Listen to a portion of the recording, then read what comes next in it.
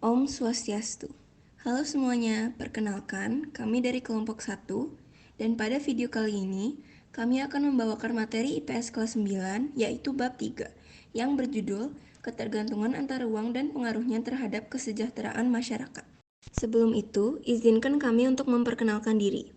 Kami adalah kelompok 1 yang beranggotakan Genis Ginanti, saya sendiri dari kelas 9E, absen 9 selaku ketua kelompok.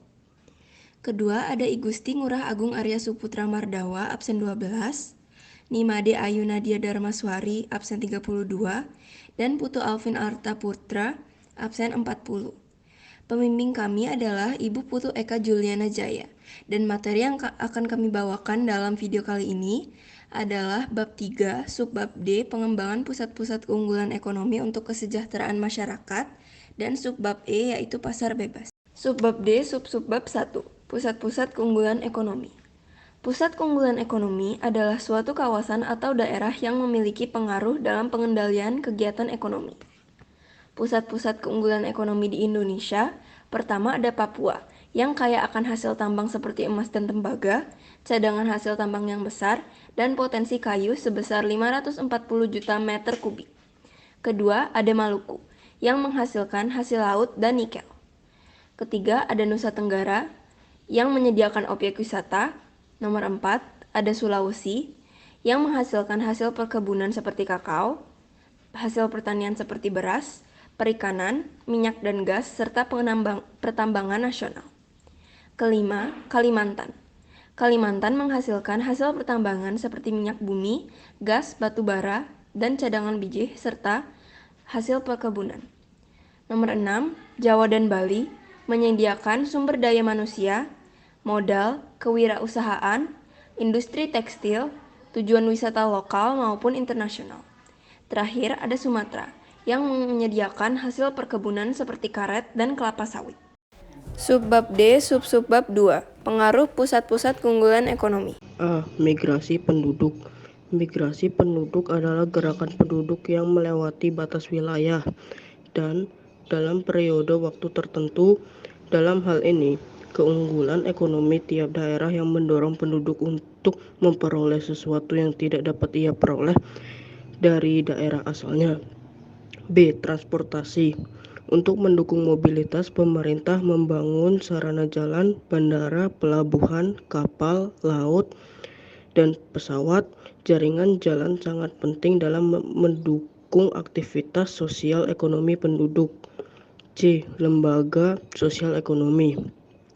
Lembaga sosial ekonomi adalah himpunan norma segala tingkat yang berkisar pada suatu kebutuhan pokok di dalam kehidupan masyarakat. Sedangkan lembaga ekonomi ialah bagian dari lembaga sosial yang mengatur tata hubungan antar individu yang menyangkut pemenuhan kebutuhan pokok manusia. D. Pendidikan. Sumber daya manusia yang berpendidikan akan menjadi modal utama pembangunan nasional untuk perkembangan ekonomi. Pusat-pusat keunggulan ekonomi pun membutuhkan tenaga kerja terampil. E. Pekerjaan. Tumbuhnya pusat-pusat keunggulan ekonomi meningkatkan produksi barang dalam negeri. Jika pusat keunggulan tersebut mampu menarik minat pasar luar negeri, meningkatkan produksi barang, dapat membuka lapangan kerja lebih luas. Subbab I, pasar bebas. Pengertian: sebuah kebijakan di mana pemerintah tidak melakukan diskriminasi terhadap ekspor-impor. Kebijakan 1. Perdagangan barang tanpa pajak termasuk tarif hambatan lainnya. Kebijakan 2. Pedagang jasa tanpa pajak termasuk tarif hambatan lainnya. Kebijakan 3. Akses ke pasar yang tidak diatur. Kebijakan keempat, akses informasi pasar yang tidak diatur.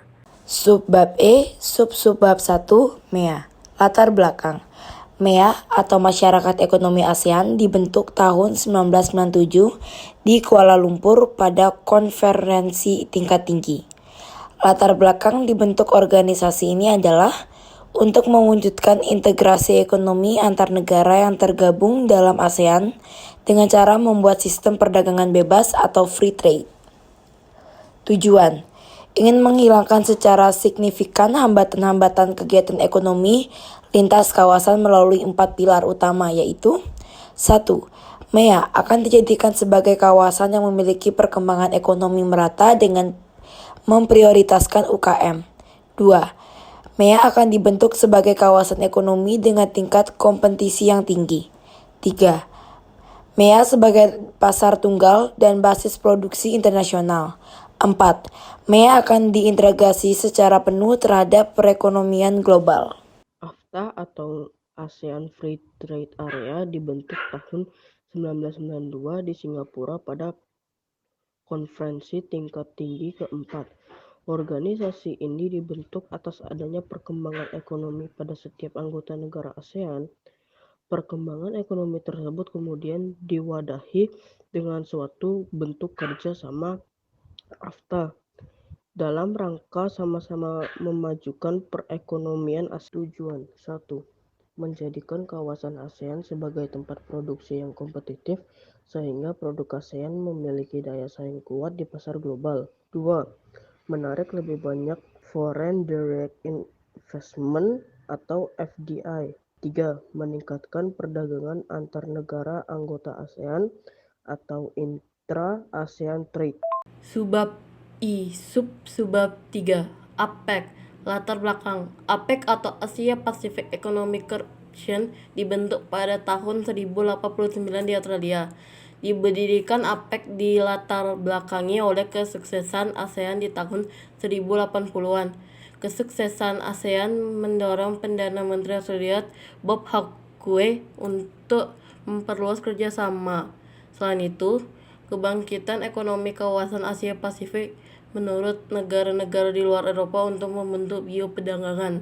Tujuan 1. Untuk meningkatkan kesejahteraan dan pertumbuhan ekonomi di kawasan Asia Pasifik dan meningkatkan kerjasama ekonomi melalui peningkatan volume pedagang dan investasi. 2. Memperjuangkan kepentingan ekonomi di kawasan Asia Pasifik. 3. Tempat usaha negara maju untuk membantu negara berkembang.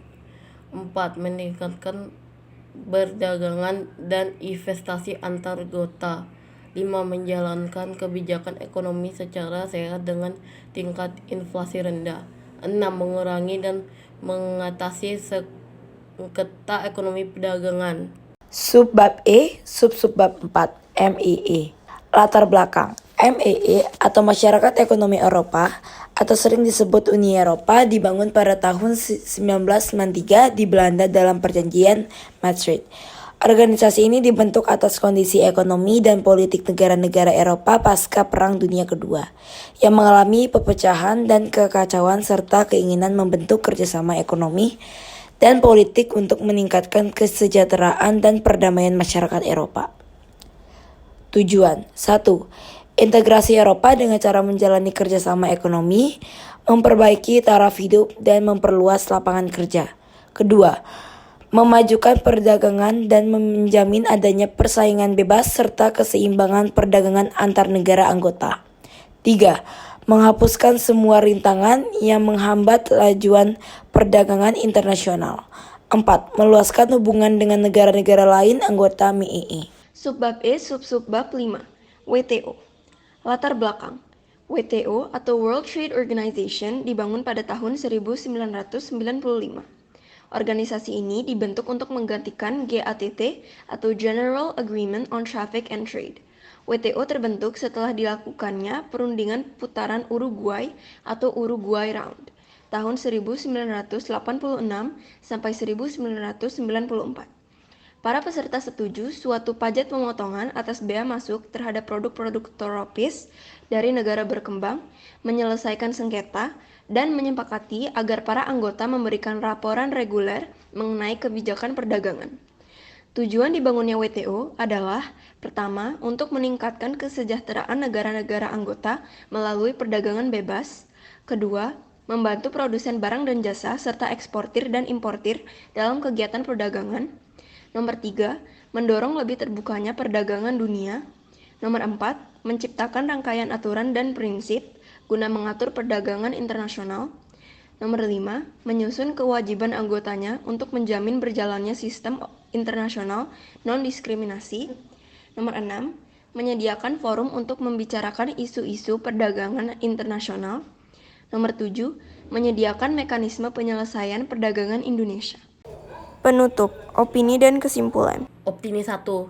Menurut kelompok kami, perlu dilakukan pengembangan kepada pusat-pusat keunggulan ekonomi di seluruh wilayah Indonesia, karena keunggulan ekonomi tersebut dapat memberikan kesejahteraan kepada masyarakat.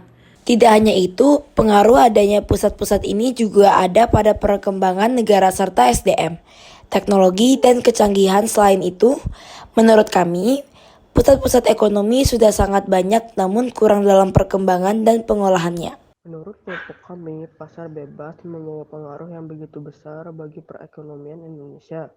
Dengan adanya begitu banyak pasar bebas yang menghubungkan Indonesia dengan negara lain, jaringan semakin terbuka lebar dan mendatangkan banyak keunggulan seperti kemajuan negara, kesejahteraan rakyat, dan perdamaian antar negara.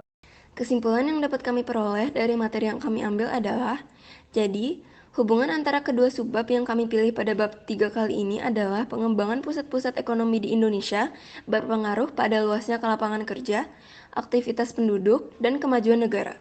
Hal ini juga didukung oleh negara lain dalam rupa interaksi melalui berbagai macam pasar bebas yang sangat menguntungkan bagi negara. Sekian presentasi dari kelompok kami. Apabila ada kesalahan kata, kami mohon maaf. Semoga ilmu yang kami bagikan bermanfaat. Atas perhatiannya kami ucapkan banyak terima kasih. Om Santi Santi Santi.